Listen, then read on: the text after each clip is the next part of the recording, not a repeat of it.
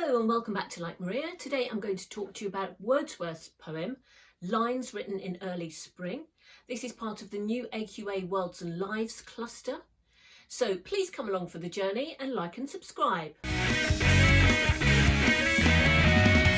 Today I'm going to divide this poem into three sections.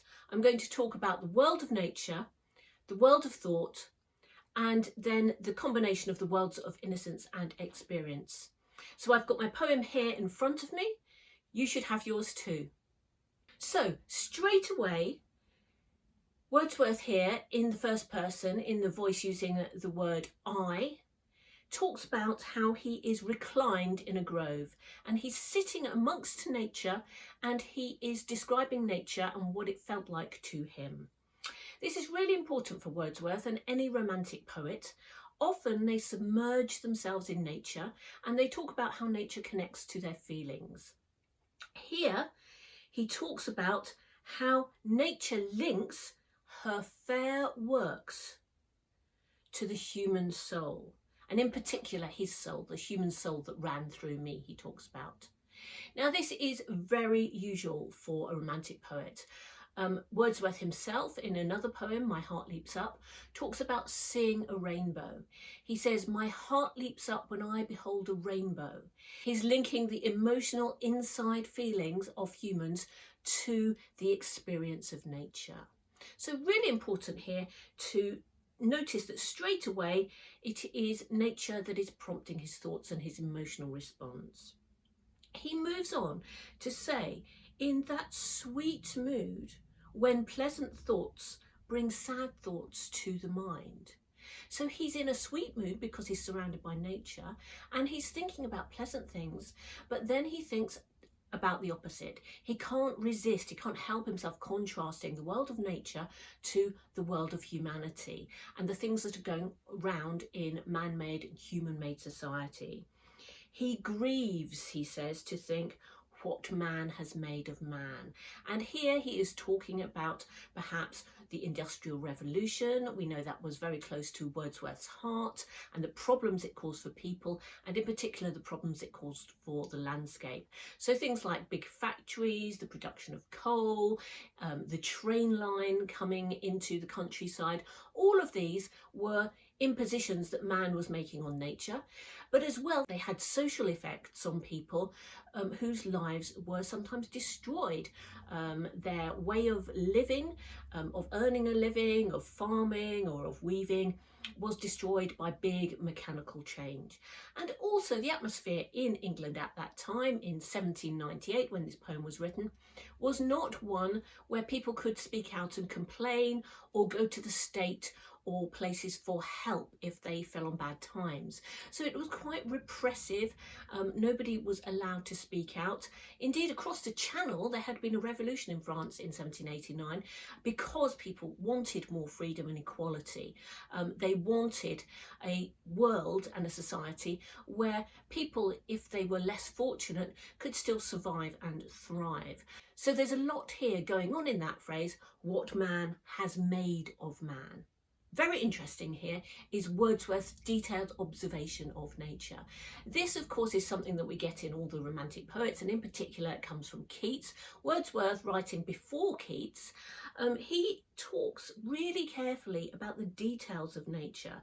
He talks about the primrose tufts and the budding twigs, and he gives human attributes to these. He talks about the periwinkle that had formed wreaths. Well, wreaths is really something that humans make, and a tinge of death there as well in that language. He talks about the budding twigs spread out their fan.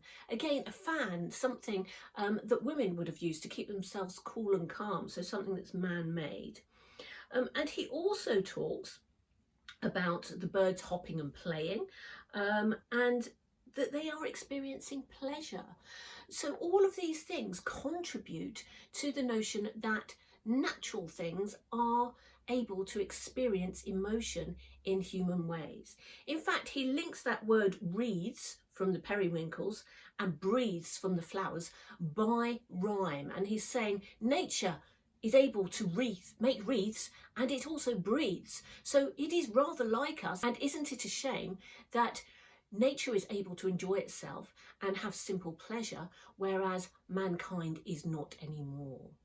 So there's some really important observations about nature and pushing it into the human world and contrasting it to the human world in this poem. Also in this poem, interspersed with his detailed descriptions of nature, are points about thinking and the world of thought that he escapes into. He is prompted by nature to escape to the world of thought. It brings sad thoughts to him. There's much here about how unhappy he feels. He is sad in his thoughts. It grieved his heart. He is talking about lamenting at the end in that last stanza there. So the pleasure of nature makes him disappointed and sad about the state of mankind. And again, it is because man has made these things. Man has made of man something that is oppressed and not able to enjoy pleasure. The plants enjoy pleasure. There is much use of this word pleasure, and the flower enjoys the air. So the natural world enjoys. In the world of thought, Wordsworth is saying, even though these things are enjoying life, and that's great, it makes me think how little man can enjoy life and have pleasure. The structure of this poem is very interesting here. We've got 5 stanzas of observation mingled in with Wordsworth's thoughts. And then at the very end, this last stanza, he comes to make a kind of logical, reasoned conclusion. If I am to believe that there is pleasure in nature, if nature's holy plan is that we should have pleasure, why shouldn't I, have I not reason, he says, with that rhetorical question, why shouldn't I think about and be sad about what man has made of man? So it's a logical conclusion from my observations, he's saying, that I should ponder and be pensive in this last stanza. And he leaves us with this kind of nugget of thought for us to think about, that he is continuing from his lovely experience of reclining in the grove to think about the problems and difficulties that man has made for him, herself. Okay, the last world I want to talk about is the world of innocence, moving to the world of experience. And I think here we have the representation of nature in a very innocent way. We have many, many monosyllables. There are lines full of monosyllables. We talk about, and I must think, do all I can. What man has made of man. Many, many words here are monosyllabic. At the most, there are 2 syllables in most words. Periwinkle, I think, is the only longer word. The lexis and diction here is not complicated. The vocabulary here is not complicated. The rhyme scheme is very regular. A, B, A, B. Link, ran, think, man. Bower, wreaths, flower, breeds. All very straightforward and simple. We have got very simple iambic rhythm. Each stanza has 4 lines. 3 lines are in iambic tetrameter, and the very 4th line in every stanza is curtailed, it's shortened, it's in iambic trimeter. So that means that most lines have 8 syllables, but the last line in each stanza, in each quatrain, has only 6 syllables. And so there is a very simplistic rhythm and rhyme scheme, but we might think about why that last line in every stanza is curtailed, is shortened. Is this because nature is in full bloom and able to express itself properly and fill the tetrameter? But in the last line, we have a thought, sad thoughts, man has made of man. It enjoys the air. It seemed a thrill of pleasure. There was pleasure there. So in Wordsworth's reflections, they're curtailed to highlight that he's reflecting back on what he's seen, but also perhaps saying there's something missing in what man has made. This highlights the innocence of the flowers, of the birds, of the sounds he's hearing, of the sights he's seeing, and the freshness of this experience. However, this is coloured by the darkness of his thoughts and the darkness of his lament and his grieving heart. So On the one hand, we have a world of innocence represented by nature. On the other hand, we have a world of experience represented by man. Now, as I've said, we can relate this a little back to the notion of the Industrial Revolution and darkness in society, a lack of feeling settled in society. This poem originally comes from a series called the Lyrical Ballads, which Wordsworth wrote right at the end of the 18th century in 1798. He co-authored a volume of works called the Lyrical Ballads with Samuel Taylor Coleridge, and their aim was to write simple poetry that showed people's real lives and that expressed in the language of England and in the language of the simple people of England that people would understand. So we have that context here that he is trying to suggest things about society, but in a very simplistic, in a very straightforward way, by this keen observation of nature. It is not unusual for Wordsworth to write, as I have said, in this manner about nature. Many of us know the famous poem Daffodils, where he gives human attributes to the daffodils who are dancing. He stumbles across them and he describes them as dancing. And he is very much moved emotionally by this.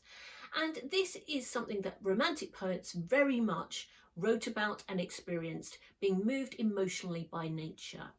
They were moved emotionally by the experience of nature. They saw joy in nature and they wanted to bring that joy to society. But they struggled because of the political oppression. Some poetry, in fact, wasn't even allowed to be published. Some of Shelley's sonnets, for example, weren't allowed to be published. He was a little more radical than Wordsworth, as was Blake in his condemnation of the government. It was a very difficult atmosphere to speak freely in, and it was problematic for these poets to really express what they wanted to. So I hope I've given you some ideas to confront this poem with and to work up your own ideas and independent interpretations. Please like and subscribe and come back for more poems that you will be studying at GCSE, or just come along to enjoy the poetry. That's all for now. See you next time.